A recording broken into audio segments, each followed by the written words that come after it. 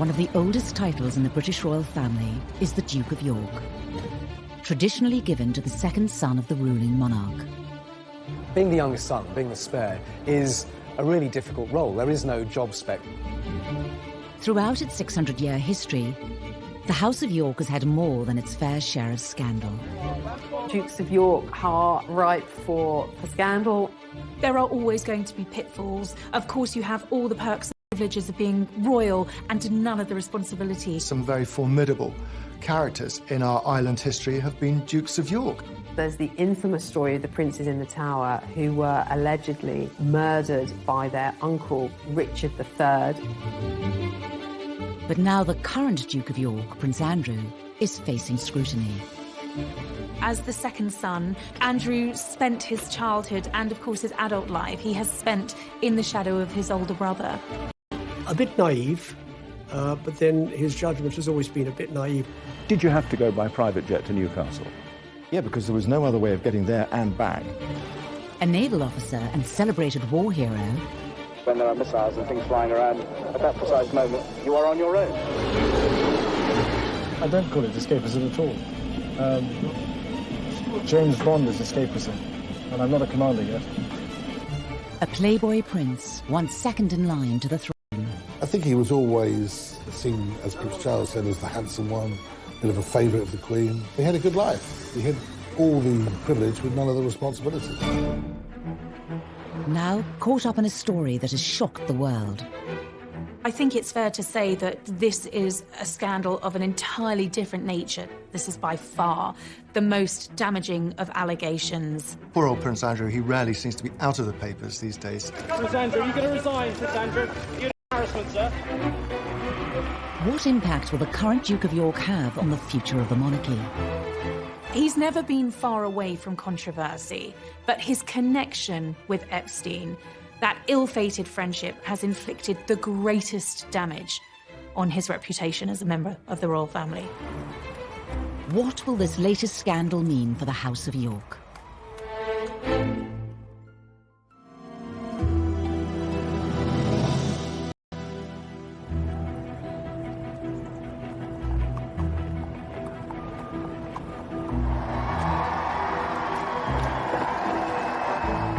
Within the Royal House of Windsor, there are several different titles traditionally bestowed by the monarch. Wales, Cambridge, Sussex, and York. The Duke of York, it's a very noble title. It's traditional. Duke of York, and he's now at the centre of a media frenzy, following the suicide of disgraced financier Jeffrey Epstein. And there is an old saying out there that says, tell me who your friends are and I'll tell you who you are.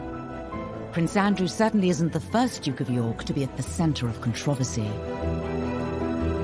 When one looks at second sons of monarchs, is that they're a heartbeat away, if you like, from the top role, the top job. Dukes of York have, over the course of history, been rather colourful characters. The title Duke of York goes back to the creation of the House of York in 1385 by Edmund of Langley. For over 80 years, the title was passed down through the male heirs until the House of York became a royal household. In 1461, during the War of the Roses, Edward, Duke of York, seized the British throne and became King Edward IV of England. He gave the title Duke of York to his second son, Richard, a tradition that has continued to this day. The first second son to have that title was Richard, Duke of York. And Richard, Duke of York, was right bang in the middle of the Wars of the Roses, at that time when the houses of York and Lancaster, both which had claims to the throne, were basically fighting for the throne. But Richard's life would be a short one after he disappeared in mysterious and macabre circumstances. There's the infamous story of the princes in the Tower who were allegedly murdered by their uncle, Richard III, the king in the car park, as many people know him. And allegedly he killed his nephew in the Tower because he wanted to be king himself. The story goes that the 9-year-old Duke of York, Richard, and his older brother Edward were locked away in the Tower of London as part of a villainous scheme to claim the throne. Their bodies were never found. history holds that, you know, their bones are there in the Tower of London. With no male heir, the Duke of York title went into extinction with 9-year-old Richard's death. But just over a decade later, after a shift in the monarchy, the title was given to the next second son in line to the throne, a certain Henry Tudor. Infamous Henry VIII, of course, was also a second son. He was the second son of Henry VII. He wasn't supposed to be king, but when his brother, Prince Arthur, died, he not only married his former brother's wife, but he also became king. Arguably one of the most notable Duke of Yorks to become king is Prince Andrew's grandfather. Some very formidable characters in our island history have been Dukes of York. The Queen's much-loved father, on whom she pretty much has based her entire reign, so she holds that position extremely dear to her. The Duke and Duchess of York with their little daughters arrive in the first carriage, and Princess Elizabeth lingers on the steps to take stock of the scene. The abdication of Edward in 1936 paved the way for Elbert, the Queen's father, to give up his title as the Duke of York and become King George VI. When the Duke of York realised that he was going to have to become king, he broke down and cried. As he said, I don't know anything about it. I haven't trained to do this job. And you certainly do need training to do that job. To be placed in the position of having to choose between love and the throne is one of life's most tragic dilemmas, even if the dilemma is of the king's own making. It's one of the most pivotal moments in the history of the British monarchy. Princess Elizabeth, as the daughter of the Duke of York, yes, she probably would have been a working royal, but her whole destiny was changed. And in fact, the history of the British royal family was changed. Over time, the Duke of York role has become known as the spare heir. Being the youngest son, being the spare, is a really difficult role. There is no job spec for it. There are always going to be pitfalls. Of course, you have all the perks and privileges of being royal and none of the responsibility. The Dukes of York are really ripe for drama and almost inevitably going to be problematic as they try and find a role for themselves when they don't actually have in their sights the big job, which of course is the crown.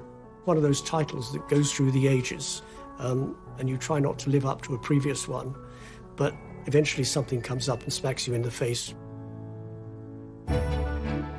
Prince Andrew would not receive his official title of Duke of York until his marriage in 1986. But from birth, he was in the headlines, being the first child born to a reigning monarch for 103 years. Prince Andrew had a very happy childhood. He came 12 years after the Prince of Wales was born, and of course a little bit after Princess Anne was born. The third of 4 children, it was rumoured that he was the Queen's favourite. I suppose some might say that Andrew was spoilt far more than Charles was. I think family friends have certainly told me that he was the favoured son. She had more time for Andrew. He was her golden-haired little angel. It's said this perceived favouritism led to Andrew developing certain characteristics. He was quite cocky. He had a reputation as he grew up at school for being a little bit self-entitled, certainly very aware of who he was, a sense of self-importance.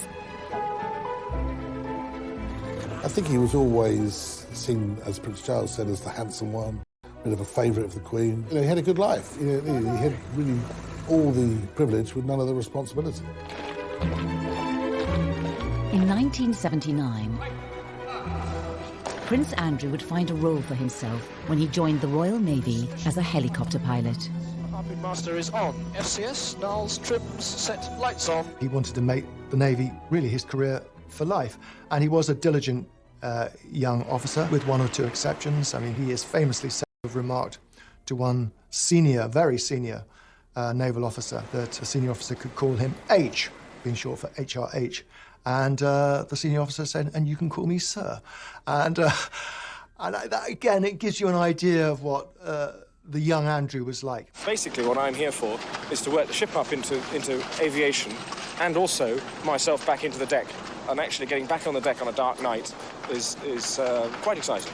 He was a good naval officer, diligent, hard-working.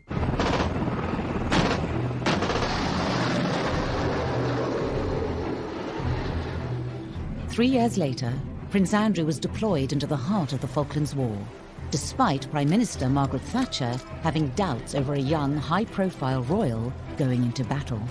He wasn't there as some sort of figurehead being tucked away from the action. He was in the middle of the action, flying Royal Navy helicopters as decoys sometimes. So very brave, very important, and clearly a very important moment in his life. Harnesses locked tight to the Met, please. The ruling monarch's second son fighting on the front line captured the headlines. At the time, you know, the Queen's second son to be involved in military service in this high-profile war, the Falklands War, that, you know, was something that the whole country were very much glued to their television screens. I mean, this really was quite something, really, for a royal to be involved in this way. When the war ended in 1982, Prince Andrew returned to Portsmouth aboard HMS Invincible, and it was to a hero's welcome.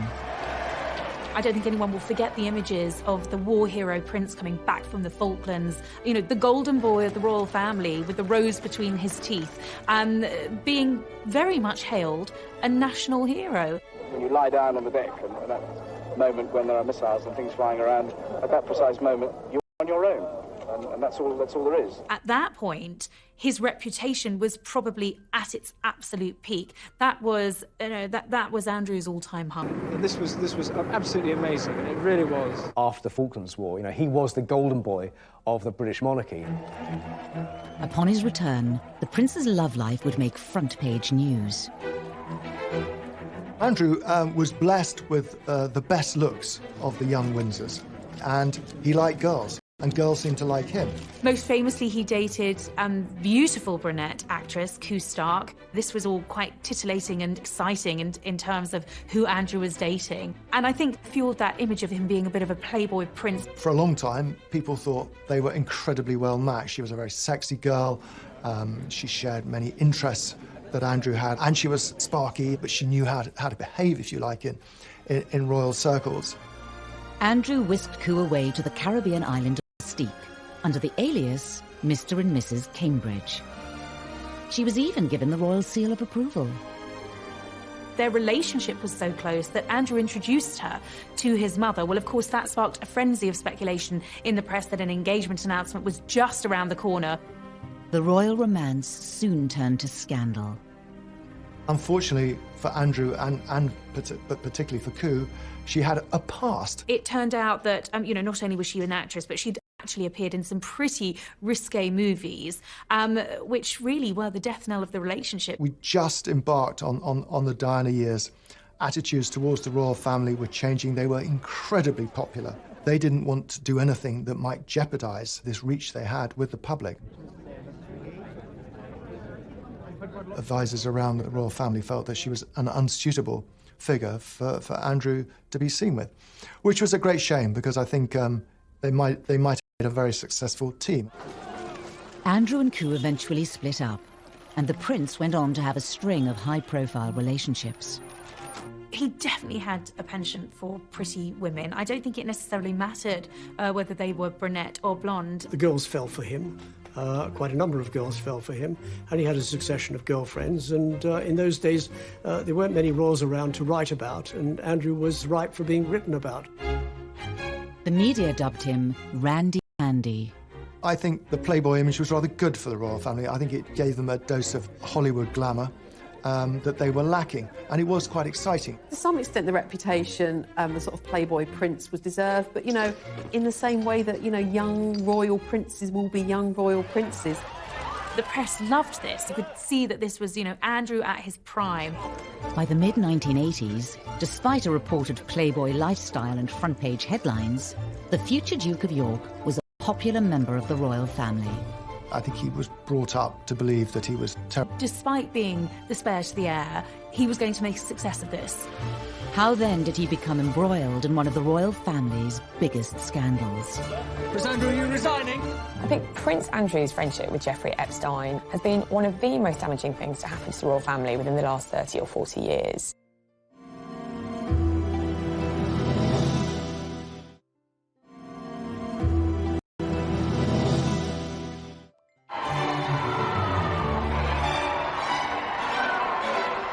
Members of the royal family are often given titles upon marriage, and Prince Andrew was no different. After marrying Sarah Ferguson in 1986, his mother, the Queen, bestowed on him the title Duke of York. With the dukedom came a royal salary of around £300,000 a year. A Royal Duke of York coat of arms with an emblem made up of an English lion, a Scottish unicorn and anchor. And a brand new family home, Sunninghill Park, a 12-bedroom mansion in Surrey. Being the Duke of York, of course, a role that comes with all the perks and privileges, life in a palace, a valet, a butler, his every whim catered for. I mean, Andrew had all of that, a life of luxury, a life of privilege. Connected by title rather than blood, Prince Andrew was now part of a house and lineage dating back over 600 years.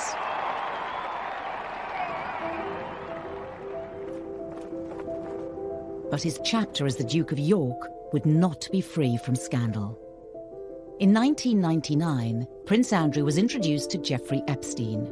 This acquaintance would go on to result in one of the House of York's biggest controversies. Jeffrey Epstein was a multi-millionaire American hedge fund manager who socialized in the company of rich, powerful men and beautiful women. I think they became friends very quickly. Andrew has always been attracted to rich men and money, and Epstein was, by all accounts, a charismatic fellow. There's one thing in America that trumps cash. It's royalty. Epstein had the cash, Andrew had the cachet. And of course, Andrew was a real-life prince. Americans love British royalty. In 2008, Jeffrey Epstein was found guilty of procuring a person under the age of 18 for prostitution, and went on to serve 13 months in prison. Prince Andrew's past meetings with Epstein before he was convicted were now under intense media scrutiny. Andrew would invite him to Balmoral, the Queen's private home at Balmoral, invited him shooting at Sandringham, the Queen's private home, and, was really kind of invited into the heart of British society. Many assumed that with Epstein having spent time behind bars, the Duke of York would cut all contact. What was so staggering was in 2011, after Epstein had been released from jail, Andrew was photographed walking with him. It was an extraordinary image, and the whole story and the scandal, if you like, about Andrew and his questionable tastes in friends really springs from that photograph. Andrew felt that he could still remain on amiable terms with Epstein. A bit naive, but then his judgment has always been a bit naive. It was around the time of Epstein's release that a photo of the Duke of York and Virginia Roberts, now Giuffre, appeared in the world's press. Although some close to the prince claimed it was a fake, and the story went quiet. 4 years later, things went from bad to worse for the Duke of York, when Virginia Roberts implicated him in the growing sex scandal. Virginia Roberts claimed she'd been essentially recruited as a very young girl by Epstein, and Prince Andrew had slept with her 3 times. Prince Andrew strenuously denied all allegations, and the accusations were later thrown out of court after the judge ruled them immaterial and impertinent. At the moment, these are allegations. Nothing has been proven, and in this country, you are innocent until proven guilty. Nonetheless, allegations of this nature are incredibly damaging. Did you recover from this, sir?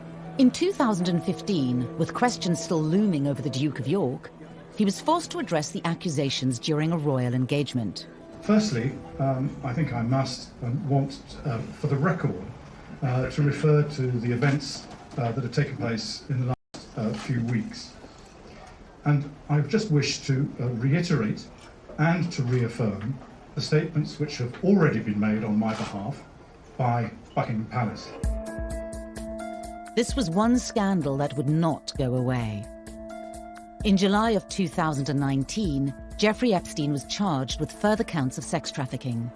He committed suicide in his cell whilst awaiting trial. With the eyes of the press back on Epstein and his associates, Prince Andrew once again became front-page news.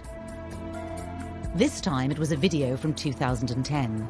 And like the photo in Central Park, it showed the Duke of York spending time with Epstein after the latter's conviction. A video of Andrew at Epstein's townhouse in Manhattan, where there was lots of going on. The Duke of York strongly denied any wrongdoing, but the press continued to ask serious questions of him. Members of the royal family have to be really careful about the company they keep, and I think that the main charge against Andrew is the company he has kept. He's guilty of one thing, and that's poor judgment, of going to see Epstein after he was convicted. The ultimate lack of judgment is having a friendship with Epstein at all. He sounds like an evil, dreadful pedophile. Prince Andrew's accusers were turning up heat. In explosive scenes captured outside a New York courtroom in the summer of 2019, Virginia Roberts continued to accuse the Duke of York. On the steps of the court, Virginia Roberts said, and this is incendiary, said Andrew knows what he has done. He knows exactly what he's done, and I hope he comes clean about it. Thank you. That's what forced Prince Andrew into issuing his latest statement. The Duke of York chose to clarify the facts around his relationship with Epstein by issuing a statement. As well as being appalled by the alleged crimes, Prince Andrew claimed that he only saw Epstein once or twice a year, and that he did not see, witness or suspect any behaviour of the sort that subsequently led to his arrest and conviction. I think he was trying to apologise. It just prolonged the story, made everything worse, and it raised a lot more questions. It does beg the question, well, why has it taken him 9 years to respond in the way he has? The photograph has been around and the allegations since before 2010. Why on earth didn't he say something then? In spite of the negativity in the press, Her Majesty the Queen has continued to stick by her son. He assured her of this the first time round in 2011, and he assured his mother then that she had nothing to worry about. I was told by a source very close to the family he has her full support. And after this news had broken, the Queen was pictured being driven to church in Scotland with her second son, smiling broadly for the camera. What better way, I suppose, to send out a very clear signal and show of support? The Queen was once again standing by her son. It certainly isn't the first time that the Queen's second son has had questions asked of him by the world's media. I think in royal circles there's a bit of a despairing and wringing of their hands because, this wasn't just a one-off. There has been so many questionable decisions that Andrew has made, and there's a sense of for goodness sake, when were you going to wise up? The comments that are made about an extravagant lifestyle and so forth. Is that fair? What is an extravagant lifestyle? Travelling by private jet?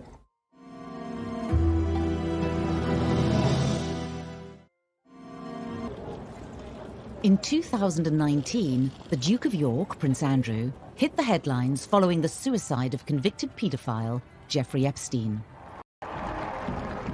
His association with Epstein was another controversy to add to the growing list that has plagued the House of York. Prince Andrew is not the first Duke of York to be mired in controversy, but I certainly think the Epstein allegations are perhaps some of the more serious in the history of Dukes of York. But this latest scandal isn't Prince Andrew's first brush with the press. In 2001, Prince Andrew stepped down from his military position in the Navy to take on a parliamentary role as the British Trade Ambassador. There was always the question of what next for the Duke, and this ticked all of the boxes.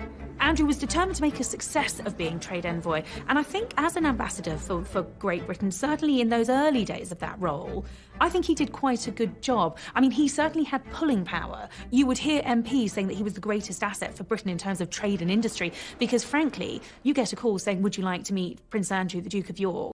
Yes. Prince Andrew's royal profile opened many doors for British trade. Pretty impressive, 6,000 jobs and £1 billion worth of investment. I mean, that's not something to be sniffed at, is it? It isn't. And what's really encouraging about that is that that's gone into about 931 starting and scaling businesses, and 97% of those 931 are still operating today, and they're still growing. But some also feel that the Duke of York's new job came with other perks. Every June, every royal correspondent gets to go to Buckingham Palace to look through the royal accounts, and we all go straight to the travel document, because that's the one we all understand. How much the royal train costs, how much those private flights are costing. And year after year, he would be at the top of the list. Go out on a trade mission, either on a scheduled flight or in what used to be known as a Queen's Flight aircraft, and he'd do the business on behalf of British Trade International, and then he'd go off and get the golf clubs out the boot of the plane and go off and play golf.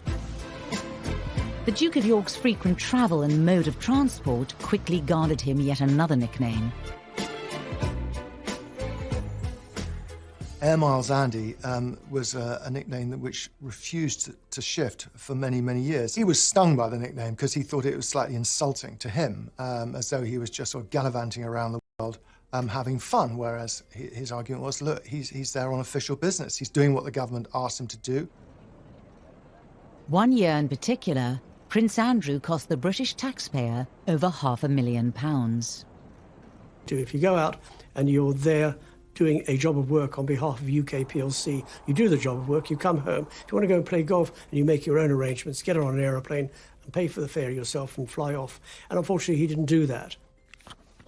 The Duke of York agreed to a one-to-one television interview. I am not doing this, as it were, for my own good. I am not getting any return for this. This is all done on behalf of the UK. It's not done on my behalf. If I was doing it, I wouldn't, as it were, allocate my time in this way. Can I ask you, as I inevitably must, about the criticism that is sometimes, even often, levelled at you in this job, the comments that are made about an extravagant lifestyle and so forth? Is that fair? What is an extravagant lifestyle? Travelling by private jet, using helicopters when you could take a train? But it is again, it is the maximisation of my time for the best value for money. And that's the way and I'm not the one that makes those decisions. In truth, it became quite a problematic role for Andrew. I think he frequently found himself having to defend himself, having to defend the flight that he was racking up. That became an issue. That became more of the story than Andrew representing Britain overseas, and that was a problem. Did you have to go by private jet to Newcastle? Yeah, because there was no other way of getting there and back, bearing in mind from what I was doing before and what I was doing afterwards. On top of the alleged travel perks, Andrew continued to be in the headlines. Once again, it was because of the company he was keeping. It was the meeting with the Gaddafis where I think eyebrows raised.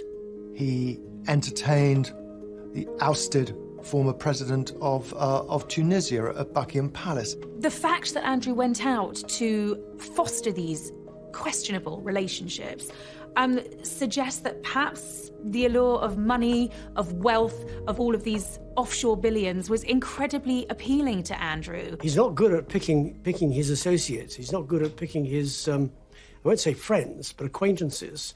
Bottom line, he's grown up in palaces and castles. He's the son of the Queen. He is used to a certain sort of lifestyle. So guess what? He mixes with people who have that similar sort of jet-setting lifestyle. Andrew has perhaps been rather naive and not really perhaps understood the kind of, at least the optics of some of what he has done. I think Andrew felt that he had this official role as trade envoy for the UK government and was doing a great job. He's very thin-skinned and he takes any kind of criticism extremely personally and angrily, in fact.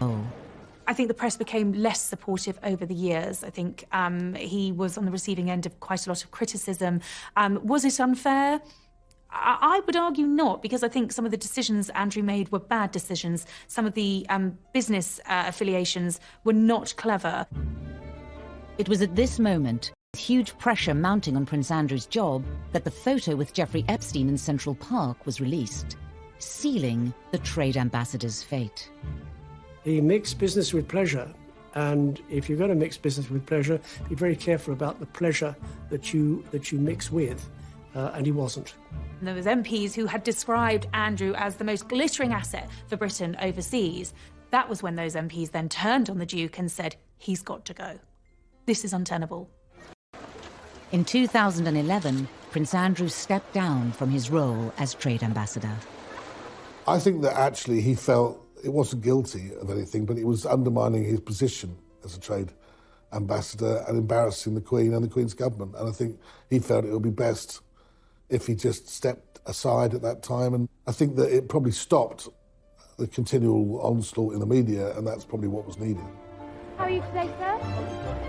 Within the royal house of York, it's not just the Duke who has received negative publicity.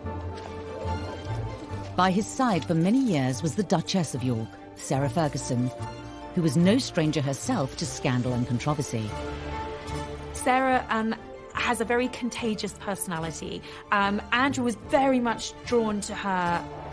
It was the ultimate royal fairy tale in many ways, and then it all came unstuck.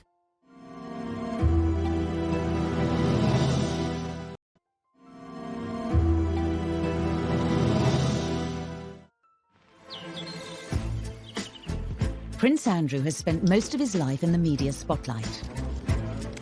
A celebrated naval officer, a playboy prince, and a much-talked-about trade ambassador. He received his official title from the Queen and became the 11th Duke of York upon marriage. Fergie and Diana were very good friends. And Diana was always trying to find a boyfriend for Fergie. And she came up with the idea of Andrew. Sarah Ferguson was typical jolly hockey sticks, daughter of an army officer, a polo player, skiing all over the Alps in the winter. She was always going to be an interesting addition to the royal family. And on top of that, she and Diana got on really well. Every June, when attending Royal Ascot, the Queen has a house party at Windsor Castle, and on this outgoing, bubbly humour. And she and Andrew apparently got on extremely well, so much so that they were feeding each other profiteroles from the dining room table. It was at lunch, wasn't it? Yes. We were made to sit next door to each other at lunch at Ascot. Yes, and you made me eat chocolate profiteroles, which I didn't want to eat at all. I then didn't have it, so I got hit. The Queen was delighted. She has always really enjoyed Fergie's company. Fergie's a horsewoman. She loves dogs, she loves country life, and she's fun. She's a really special girl, and the Queen absolutely adored her. Before long, the couple had announced their engagement. Could I ask you then, Miss Ferguson, do you remember what he said? Absolutely. But I'm not telling you. There would have been a sigh of relief that Randy Andy's days of hitting the nightclubs were over. I mean, this was really the height of popularity for the royal family, the wedding of Charles and Diana, William and Harry being born, and then it was Andrew and Fergie. The press were hugely interested in Andrew and Sarah. They were tactile, they were loving, they were everything that Charles and Diana weren't. They were a great story. In 1986, just 5 months after becoming engaged, the pair married at Westminster Abbey. Prince Andrew and Sarah Ferguson became Duke and Duchess of York. I think what was so exciting for the press during this period of those royal marriages was that for the first time they had the original Fab Four. You know, you had Andrew and Fergie, Charles and Di, these two very glamorous women. They were out there on the world stage. And I think at that period, you know, the future was very sunny and very bright for the royal family.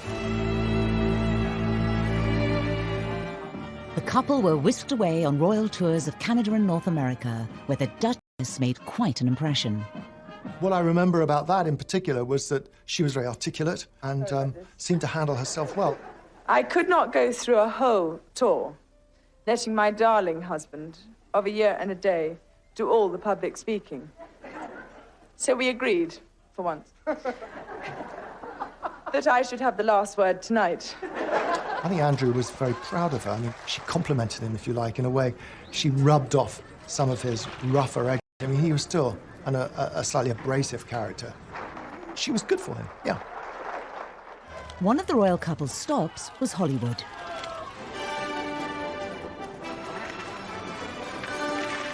I was on the royal tour when they were in Los Angeles, and they were a huge success. Everybody loved them. At last, I have the turn to talk. All these men around here. Love you! I'll see you later. And had different bows in her hair, and it was all quite over the top. I'm so amazed by Los Angeles and the welcome that you've given us and me. But I never forget that the only reason I'm here is because I'm married to the Duke of York. There was a big reception and all the sort of LA crowd, and Fergie and Andrew really did well there. By 1990, the couple had welcomed 2 children, Beatrice and Eugenie. But cracks were beginning to form in their marriage. Fergie was finding life at the palace extremely difficult. She was being criticised hugely at this stage of her life. She didn't have Prince Andrew at her side because he was away doing his naval duties. So things just really started to break down. Captain. Good evening, sir. It's Red 30 Ranger, 6 miles. As well as the royal tours, Prince Andrew was still serving as a naval officer, spending more and more time away from his family. Captain Roger, yes, thank you very much. As a commanding officer, you can, on occasions, get extremely lonely and isolated if you're not careful. It's terrible. I mean, you're going away and leaving what you love behind. It's a fantastic job. All 3 services, a fantastic job for a single man. It's getting less and less so for a married man. I don't call it escapism at all. James Bond is escapism, and I'm not a commander yet. Sarah was basically a single mother at home with raising 2 children, and it put a huge strain on the relationship. The couple's marriage was under intense media scrutiny. Rumours of affairs began to circulate in the press. Fergie was seeing now Steve Wyatt, and it seemed so soon after the marriage, and yet there was already talk that the marriage was in great difficulty. She felt neglected by her own husband. She was being given a really hard time by the press. I think she was incredibly vulnerable. Speculation continued for months until the Duke and Duchess of York were forced to make an announcement. When Andrew and Sarah announced their separation in early 1992, very rapidly she was seen to be involved with a man who was euphemistically described as her financial advisor. A royal separation was only the start of the controversy for the Duke and Duchess of York, after now infamous photos of Sarah Ferguson were released in the media. I was with John Bryan the night the pictures appeared in one of the tabloid newspapers, and I'd gone to his flat with the Daily Mirror, and he phoned Fergie. Of her on a sunbed, and she was having her toes sucked by her financial advisor.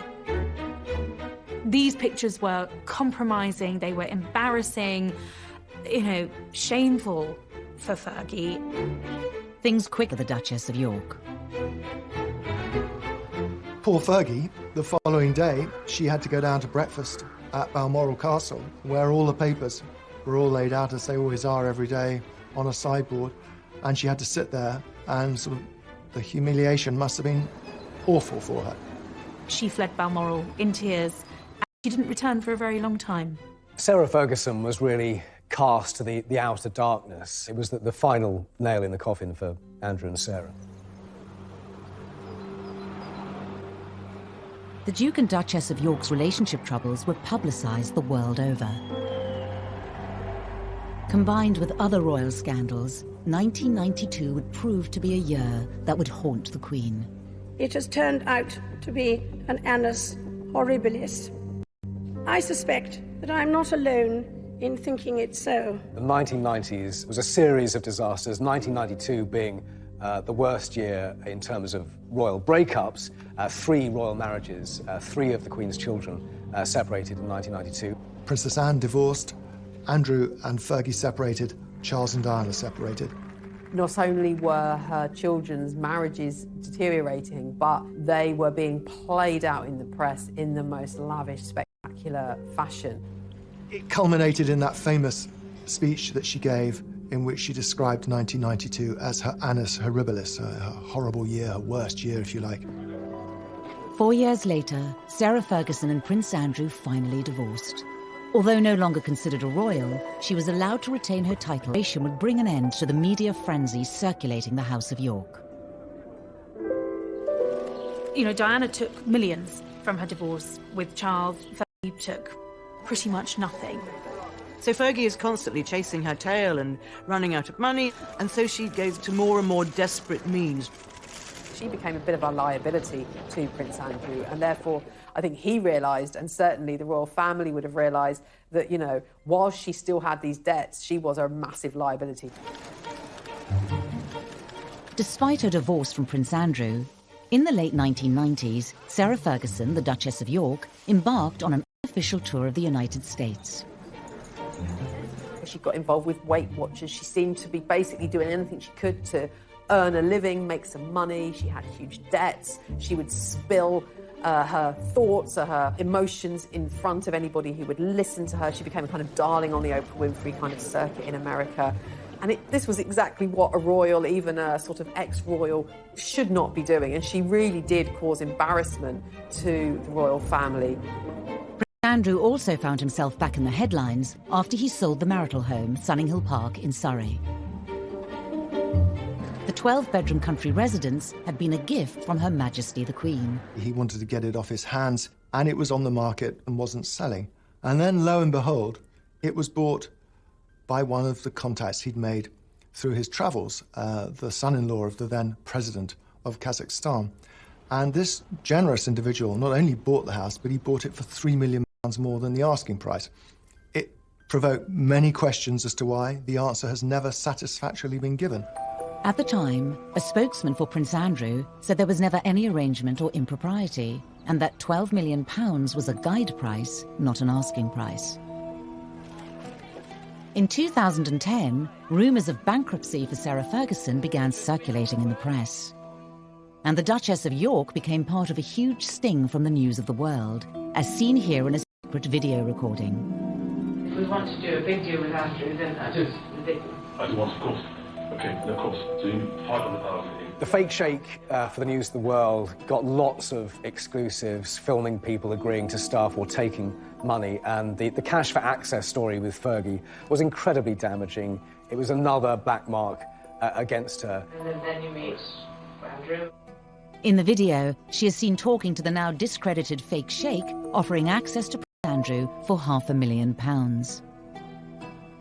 No one was surprised when she found herself a victim of a pretty unpleasant newspaper sting, and they got her on film boasting that she could get actually embarrassing once again for the royals.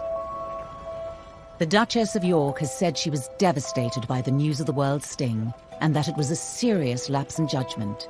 She also later added that she felt tricked. Sarah Ferguson's reported financial difficulties would see a return of Jeffrey Epstein. In 2011, the Duchess of York admitted to accepting £15,000 from Epstein to help pay off her debts. One of the other complications to the story of Epstein and Andrew is the fact that the Duchess of York herself was acquainted with Epstein, and indeed he lent her money for the infamous debts that she had after her divorce to Andrew. Epstein was among a number of rich men who helped to bail her out. A bad choice, and I think the Duchess has since recognised that she should not have accepted money from him. Sarah Ferguson later said she had made a gigantic error of judgment. It all just is very, very, very unfortunate, and it's again this kind of lingering bad taste that Epstein has brought to the royal family's reputation in regard to both Andrew and Sarah. Despite all the controversy, over the years, Prince Andrew and the Duchess of York remained close. What I find remarkable is that despite all of the scandal, you know, the debt, the controversies, Andrew and Sarah have remained the best of friends. With the whole Epstein affair, Fergie has absolutely kind of stood by her man. I think she's been the one who's been in scrapes before, and Andrew's always stood by her. He's never thrown her to the wolves. He's always looked after her financially, emotionally. And I think this time she felt able to repay a lot of that debt. With the Epstein scandal showing no signs of disappearing, and Prince Charles set to one day take the throne, what does the future hold for the Duke of York and his family?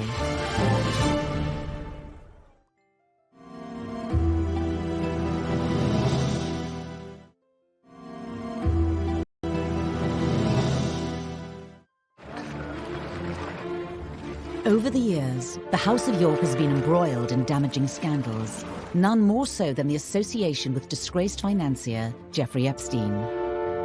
I think that Andrew's judgment is probably clouded partly by the life he's led, his upbringing.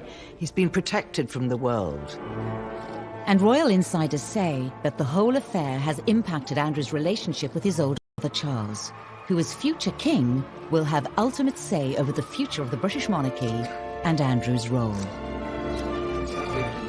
My understanding from his brother, photographed walking in Central Park, his advice to his brother was to leave that relationship well alone.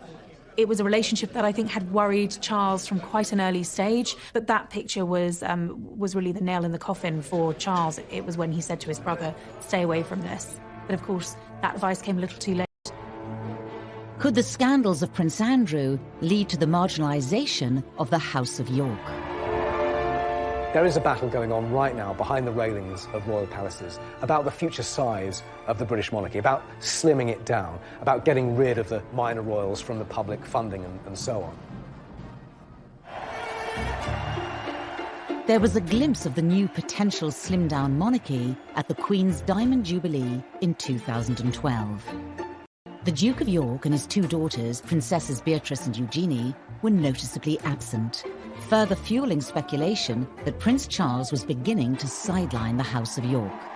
Andrew and his family not being invited to appear on the balcony at Buckingham Palace for the Queen's Jubilee was really significant because it was a real statement of intent by Prince Charles. This was the future of the royal family. William, Harry, Kate, Charles, Camilla, the Queen.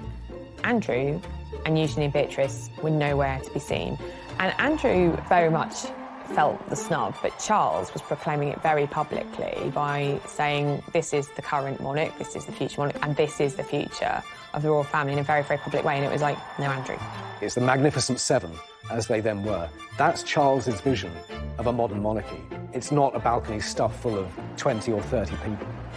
Andrew's not stupid. He's noticed that, and he is absolutely campaigning for a future role, a bigger role for Eugenie and Beatrice. Would like to officially declare the Senate Council Board open. Now, this has provoked an enormous conflict, largely between Prince Andrew and his brother, Prince Charles. It's Charles who's driving this idea of a slimmed-down monarchy, and it has been from Charles's side of the argument that Beatrice and Eugenie should perhaps be pushed out of the limelight. As well as criticism levelled at the Duke and Duchess of York, their daughters, Princesses Beatrice and Eugenie, have also over the years been criticised by the press. In particular, their cost to the taxpayer. As royal princesses, they'd had full-time wraparound royal protection. Royal protection, armed police officers, is a very expensive business. It's a necessity for frontline members of the royal family. But where the public began to question the costs involved in security were particularly... Travelling all over the world on exotic holidays, why should we pay police protection? Which is quite right.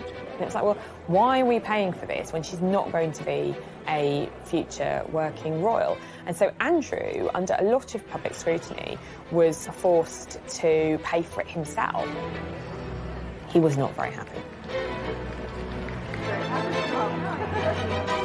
Money was stopped in 2011 to pay for all these police protection officers for both girls, and then they lost the sovereign grant, which meant they would not get money paid out of the sovereign's purse because they weren't going to do royal duties. It was decided that the working members of the royal family would be limited to the 4 children of the Queen and then Charles's children, the heirs' children, because it was decided that we didn't want to have too big a drain on the sovereign grant. But Andrew wanted both his daughters to be working royals. I think he wanted the status for them.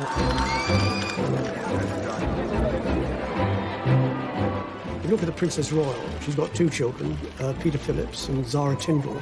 Both of them, without titles, have made their way in life quite admirably, without any handouts from anybody, without any titles, and it's worked for them. And if it's worked for them, then it should work for Beatrice and Eugenie. In 2018, Princess Eugenie married her long-term boyfriend, Jack Brooksbank, amid all the pomp and ceremony of a royal wedding, the scale of which many believed was Prince Andrew's way of putting his family back into the royal limelight. There was criticism over Eugenie's wedding. It was paid for privately, and yet, there was still questions asked over whether it was absolutely necessary to have 2 wedding dresses, 3 days of parties. And I think for the Yorks, it's hard for them to escape that sort of controversy because they have been known for their exuberant spending over the years. Prince Andrew, becomes very grand and royal, and he makes things happen. You want to get married in St. George's Chapel? You'll get married in St. George's Chapel. You want the biggest party the world has ever seen in my back garden? You'll have it. Andrew was at pains to point out that this was a bigger wedding than Harry and Meghan's, and that they'd invited more people to fill St. George's Chapel. Of course, that was the same place that Harry and Meghan got married a couple of months earlier, because Jack and Eugenie had so many friends, so more people had to come. Eugenie had 3 days of parties. It was almost Andrew saying, yeah, Meghan and Harry, whatever you can do, I can do better. And with Beatrice's recent engagement to Italian property tycoon Edoardo Mapelli Mozzi, and it was rumoured in the press that Prince Andrew was keen for his daughter's husbands to have royal titles, something the Duke of York denied. It's very interesting the way that Princess Eugenie is still styled. Because her husband hasn't got a title, officially she should now be Mrs. Jack Brooksbank, and in the court circular and in correspondence, because that's her very archaic official title. But it's very interesting that she is styled Princess Eugenie, Mrs. Jack Brooksbank. So I think that was very much a sign from Prince Andrew that his daughter should be remembered, that she's still a princess. Despite Prince Andrew's best efforts to keep the House of York front and centre, what will the Epstein scandal mean for the Duke of York?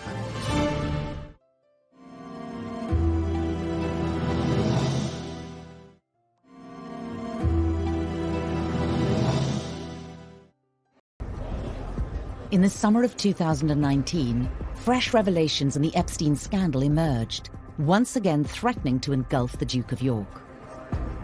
Will you recover for me, sir? He's never been far away from controversy, but his connection with Epstein, that ill-fated friendship, the Epstein connection, has inflicted the greatest damage on his reputation as a member of the royal family. In July, federal prosecutors filed new charges and once again arrested Jeffrey Epstein. Prince Andrew's continued friendship with Epstein was once more called into question. Previously unseen footage of Prince Andrew in Epstein's Manhattan townhouse appeared in the media. Although it had sort of slept dormant for 4 or 5 years, it burst on the scene again. And they showed a video of Andrew at Epstein's townhouse in Manhattan, with lots of comings and goings with young women. So the world is saying, how could he not have known what was going on? This has been a very turbulent summer for the royal family.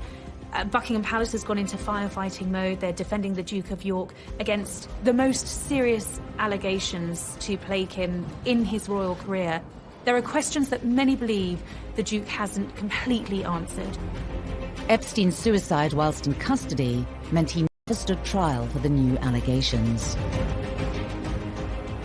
Epstein killed himself shortly before going on trial again, and so his accusers feel that they have been cheated of their day in court. Footage captured on the steps of a New York courthouse showed Virginia Roberts, now Giuffre, renewing her accusations against the Duke of York. It's also, of course, the wider allegation of what he knew about what Epstein was doing. Did he really see nothing, as, of course, he has strenuously insisted is the case? Now that Epstein is dead and is not going to have his day in court, it's hard to see how Andrew can properly and conclusively shut these allegations down. The case against Epstein was dropped after his suicide, but there have been calls to investigate some of his associates. With the Duke of York named in court papers in 2015, Virginia Roberts' lawyers have asked for Prince Andrew to come forward and be interviewed under oath, despite a judge ruling comments about him be struck from the court record for being immaterial and impertinent. Andrew has never been spoken to by American law enforcement agencies. Buckingham Palace has been at pains to stress that if people want to talk to Andrew, they can. I mean, of course they would say that, wouldn't they? Whether that would actually happen is a different matter. If the Duke of York were to testify, it would be the first time in history that a member of the British royal family has appeared in a US court. Andrew clearly in his statements repeatedly has said, I didn't do anything wrong, I didn't know anything wrong was going on.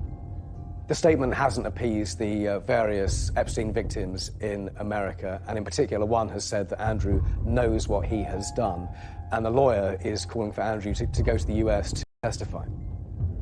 Virginia Roberts gave a televised interview to American television program Dateline for NBC. It was a program watched by millions, in which she further detailed her alleged interactions with Prince Andrew. The first time in London, I was so young. Ghislaine woke me up in the morning and said, "You're going to meet a prince today." I didn't know at that point that I was going to be trafficked. This is not a trial by the media. It is an investigation. And it is not up to newspapers to point fingers. It's not up to newspapers to put him on trial. It is up to the Americans, as and when they have a case. Will he be a hostile witness to the FBI inquiry? Will he be dragged into some court case in America? That seems less likely. But surely someone is going to want some answers to very many questions about his connection to Jeffrey Epstein, to the girls, and to all those stories which have been buffeting the royal family throughout the summer months. Despite his protestations of innocence, we don't really know what happened, and therein lies the problem. And I think that this will continue to dog him. Is yet to be seen. The royal family are, by their very nature, loyal to one another, and they close ranks and support each other. But Prince Andrew is testing that policy and that loyalty and, you know, family ties absolutely to the limit. The royal family, over the centuries, have been involved in all sorts of allegations, innuendo, scandals, and they have survived. They've survived for over 1,000 years, and they will continue to survive. Individual members of the royal family are not involved in this, only Prince Andrew. As Prince Andrew's future is discussed and speculated upon in every quarter, the title Duke of York is itself facing an unknown future.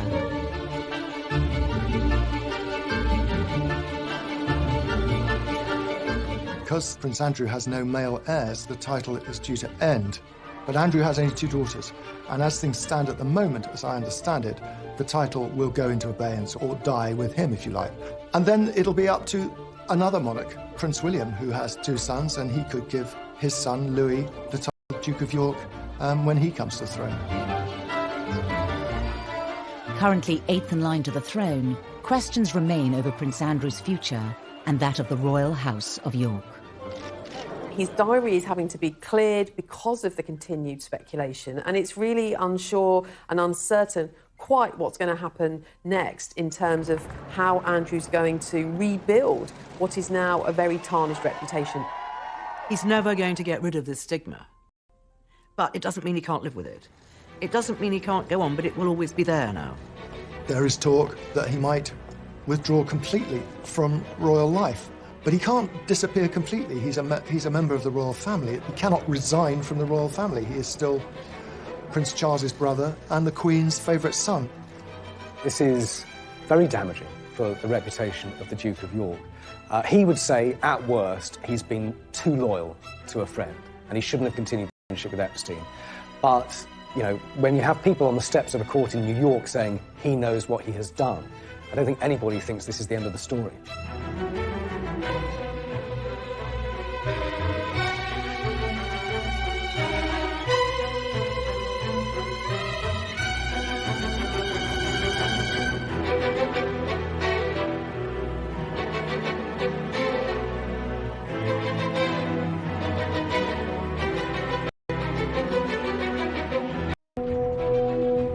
he gave the title Duke of York to his second son, Richard, a tradition that has continued to this day.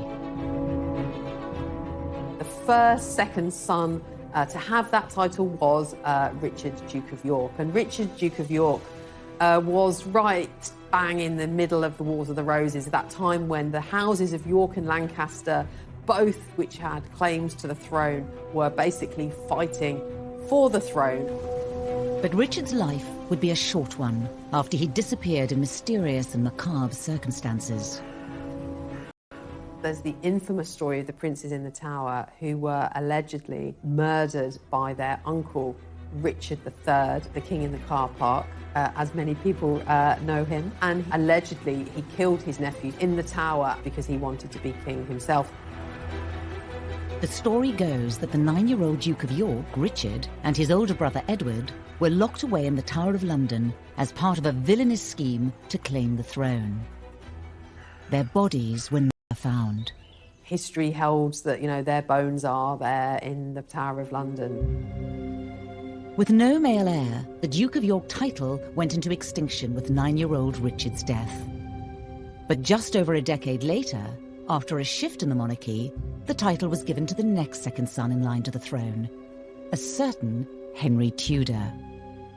Infamous Henry VIII, of course, was also a second son. He was the second son of Henry VII. He wasn't supposed to be king, but when his brother, Prince Arthur, died, he not only married his former brother's wife, but he also became king. Arguably one of the most notable Duke of Yorks to become king is Prince Andrew's grandfather. Some very formidable characters in our island history have been Dukes of York. The Queen's much-loved father, on whom she pretty much has based her entire reign. So she holds that position extremely dear to her. The Duke and Duchess of York with their little daughters arrive in the first carriage, and Princess Elizabeth lingers on the steps to take stock of the scene.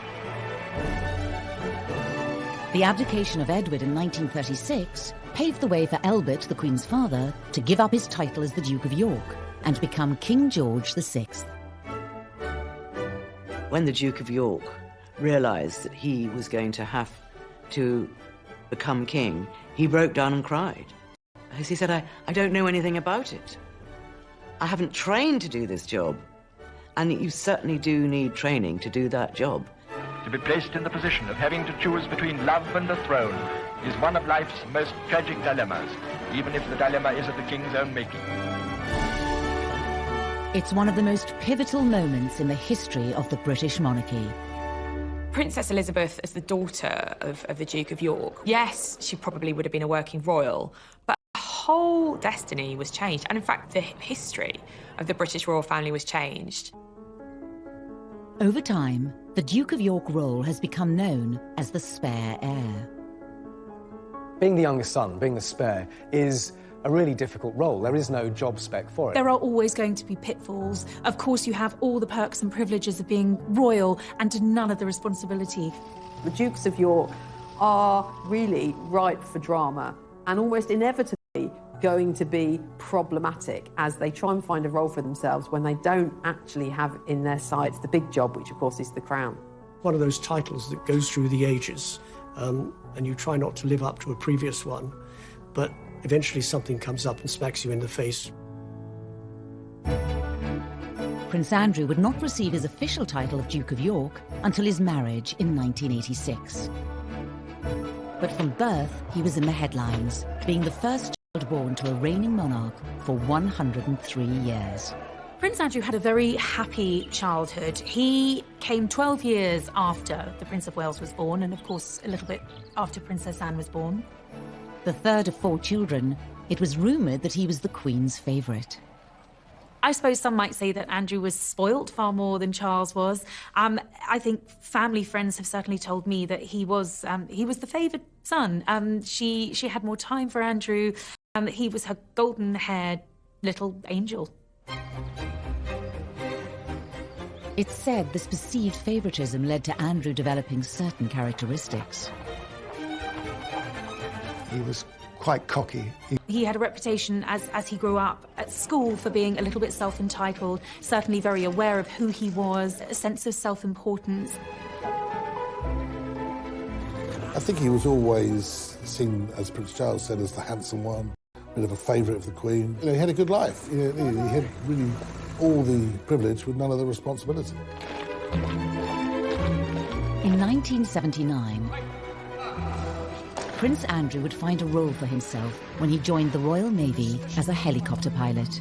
Harpoon Master is on. FCS, Niles, trims, set, lights on. He wanted to make the Navy really his career for life, and he was a diligent young officer.